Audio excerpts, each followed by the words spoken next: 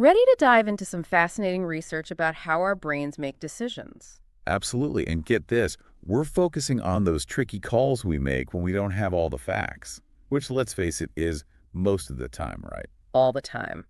So, we're talking about the work of Kahneman and Tversky, giants in the field of judgment and decision making. They really cracked open how we humans navigate uncertainty. And their findings, they aren't just some obscure academic theory. These are insights that have a real impact, like we're talking about biases that can sway our everyday choices and even influence decisions made by professionals, in fields like medicine or law, high stakes. Okay, now I'm both intrigued and a little nervous. Are you telling me our brains are making predictable mistakes on a regular basis? Tell me more. Well, they discovered these mental shortcuts. We call them heuristics. Our brains use them to simplify decision-making, which can be helpful, but, and this is key, they can also lead us to, well, consistent errors in judgment. Our brains love a shortcut, but consistent errors, that doesn't sound so great. Can you give me a concrete example of one of these heuristics in action? Definitely. One of the most famous ones is the availability heuristic. It means basically that we judge how likely something is to happen based on how easily we can recall examples of it. Oh, I get it. So if something's really vivid in our memory, we think it's more likely to happen, even if it's actually pretty rare. Exactly. It's like after a big plane crash, people are suddenly afraid to fly, even though statistically, driving is much riskier. Right. It's the vividness that gets us, not the actual numbers. But isn't this just for dramatic stuff? Does it really affect our everyday judgments? Oh, absolutely. Kahneman and Tversky, they found that this availability bias even pops up in something as basic as, get this, judging how often words appear. Words. Now I'm really curious, how can our brains mess up something as simple as that? They found that people consistently overestimate the frequency of abstract words, like love or thought, and they underestimate the frequency of more concrete words, like door or water, even when they appear with the same frequency in the text. Why would abstract words seem more common? That's wild. Well, it's about how our minds work.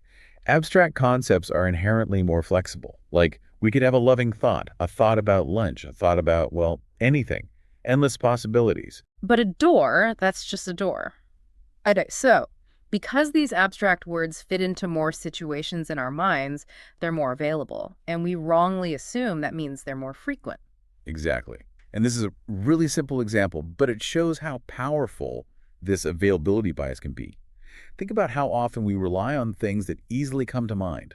A recent news story, a crazy anecdote from a friend, to form opinions on really complex issues. It's a big concern. It really is. It makes Yeah. you wonder how often we're being swayed by what's readily available in our memory, not by what's actually true. Right. And that's why being aware of this availability bias is so important. The next time you're making a judgment about something, especially if it matters, you got to ask yourself, am I being influenced by just a few vivid examples that are popping into my head? Is it actually true, or does it just feel true because of what I've been reading or hearing lately? That's a great question to ask. Totally. Now, ready to move on to another one of these fascinating heuristics that Kahneman and Tversky explored. It's called representativeness. Okay, hit me with it. What's representativeness all about? So representativeness, it's our tendency to judge whether something belongs to a certain category based on how well it matches our mental prototype of that category. We tend to, favor what fits the pattern, even if it doesn't quite line up logically. So we're talking about stereotypes, like assuming anyone with glasses and a book must be a librarian. That's a classic example. Yeah. But representativeness, it can trip us up in sneakier ways too, especially when it comes to probability. Like imagine flipping a coin. Which sequence feels more random to you?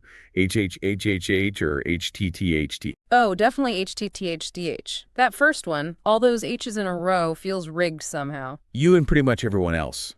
Most people feel like that second sequence is more representative of randomness, even though, and here's the kicker, both sequences are equally likely. Wait, really? But that first one feels so improbable. It just seems like something's got to be off to get that many heads in a row. And that's exactly how representativeness can mislead us.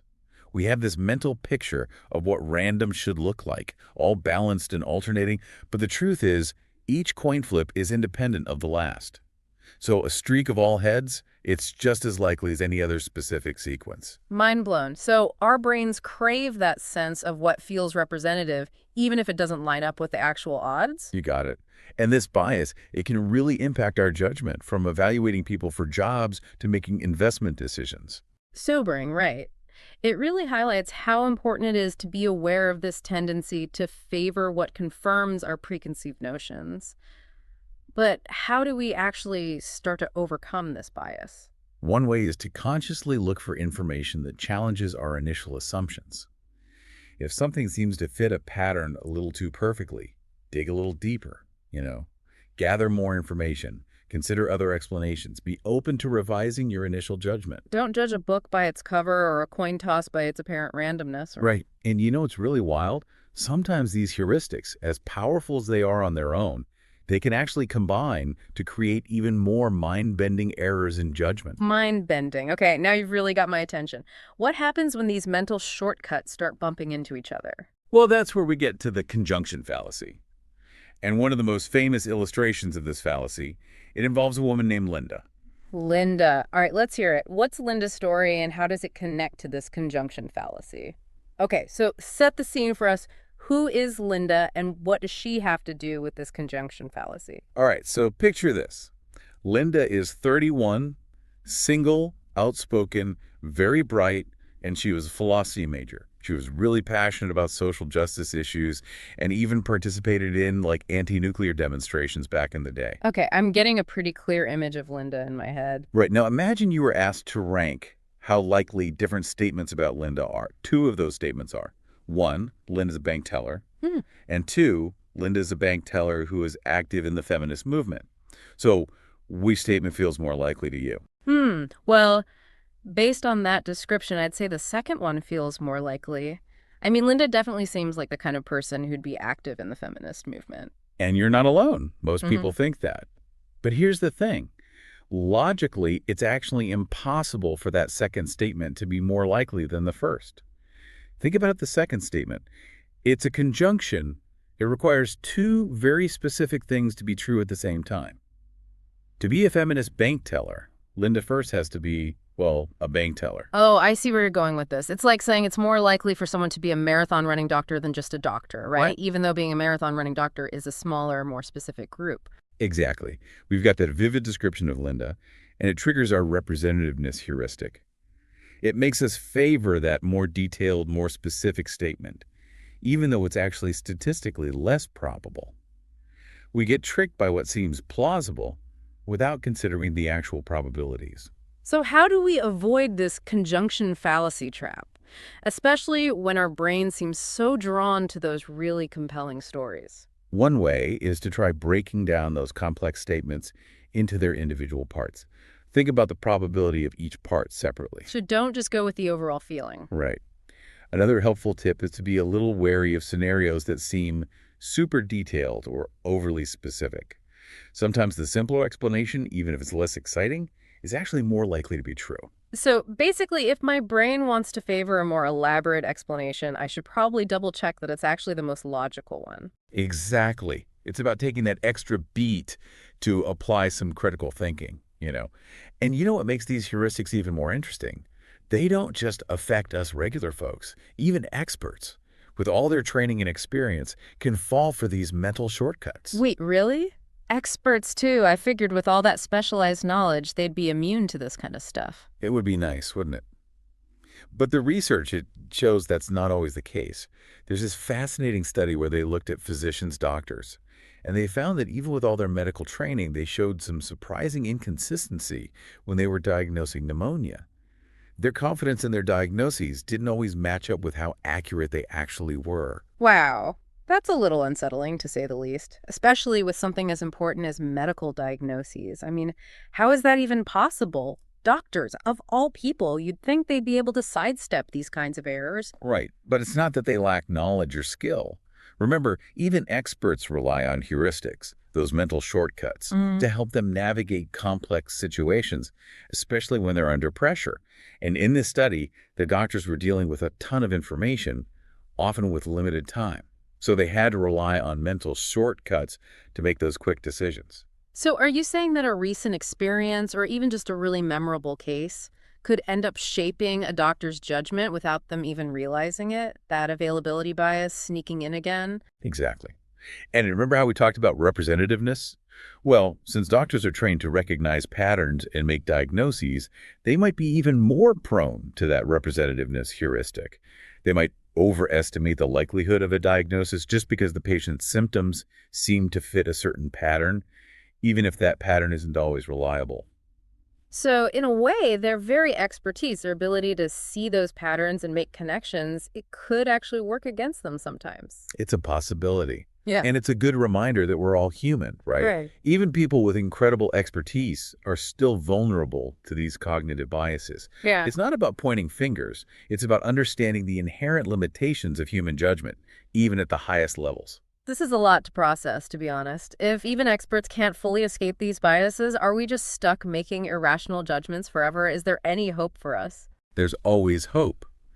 And these findings, as, maybe a little disheartening as they can be, they also offer a glimmer of hope.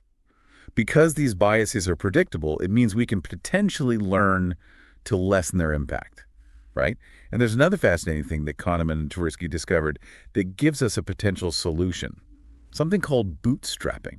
Bootstrapping. That rings a bell. You might have heard it in a different context. Yeah. But in this case, bootstrapping means creating these simple models, these linear models, that are based on human judgment. And here's the crazy part.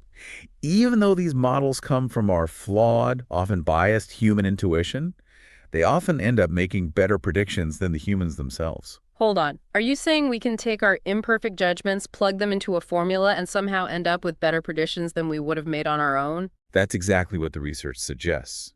It seems counterintuitive, but it just goes to show that even our flawed intuition has valuable information in it. And when we formalize that information, make it explicit and quantifiable, we can potentially overcome some of our inherent biases. Now, that's what I call hopeful. So even if we can't totally get rid of these biases, we can at least learn to work with them, to use our intuition in a more systematic and ultimately more accurate way. You got it. It's about acknowledging that we've got these limitations and then figuring out how to use our knowledge of these biases to make better, more informed decisions. This entire deep dive has really been illuminating. I feel like I've gotten this whole new perspective on how our brains work. It definitely makes you think, right? For sure. And now I can't stop seeing these cognitive biases everywhere. In the news, advertising, even just casual conversations. It's a little alarming. But, okay, knowing about these biases is one thing, but how do we actually fight back? What are some practical steps we can take to make better, less biased judgments? That's the million-dollar question. And like with most things, there's no quick fix, no one-size-fits-all solution, right? But there are some things we can do. I'm all ears. One of the most helpful things is to cultivate what you might call intellectual humility. Basically, it's about acknowledging that we all fall prey to these biases, even when we think we're being super rational. So we need to remember that our brains are hardwired for these shortcuts, and we're not always going to get it right, right? Exactly. And that self-awareness is huge. So whenever you're making a decision, especially a big one, hit that pause button for a second and ask yourself, what heuristics could be at play here? Is it availability? Representativeness? Yeah. That conjunction fallacy? Like a mental checklist. I like that. It's about tuning into our own thought process, being aware of those moments when we might be more likely to make a biased judgment. Okay, so awareness is key. What else can we do to keep these biases in check? Another great strategy is to seek out diverse opinions. It's easy to get stuck in our own echo chambers, right? Surrounded by information that just confirms what we already think. But that doesn't help us become better thinkers. It's like that saying, if you're the smartest person in the room, you're in the wrong room. Exactly. Spend time with people who challenge you, who see the world differently. Read widely, have good conversations. Be open to considering viewpoints that you might not initially agree with. It's about embracing that little bit of discomfort, that feeling of, oh, I never thought about it like that before. That's it. And maybe most importantly, be open to changing your mind. There's that intellectual humility again. Right. Realize that we don't have it all figured out and that our understanding of the world should always be evolving. So don't cling to your first impression, especially if new evidence contradicts it. Be open to adjusting your beliefs, your understanding. Exactly. The best thinkers, the ones who made the soundest judgments, are the ones who can admit when they're wrong and use new information to get closer to the truth. This has been a real eye-opener. I feel like I've got this whole new set of tools for navigating the world, for making smarter choices. But I have a feeling this is really just the start of the journey, isn't it? Absolutely. This deep dive, it's given us a great foundation for understanding these biases, right? Hmm. But the real work starts now. We have to put these insights into practice day after day, decision after decision. And that takes effort, that conscious effort to counteract those ingrained biases. But we can all benefit from this, right? No matter what we do, where we come from. For sure, it's a lifelong journey, this constant process of self-reflection, of Yeah. adjusting our thinking, but it's so worth it. By understanding how our minds work, we can make better choices for ourselves or everyone around us. Couldn't have said it better myself. And to everyone listening, we'll leave you with this. If our judgments are as prone to these biases as we've been talking about today, what does that mean for how you make decisions in your own life? How can you bring more awareness to these tendencies and start to minimize their impact? We really encourage you to check out Kahneman and Tversky's work. It's a journey of self-discovery that's well worth taking. And remember, becoming a better thinker isn't about being perfect. It's about that constant striving to improve one judgment at a time.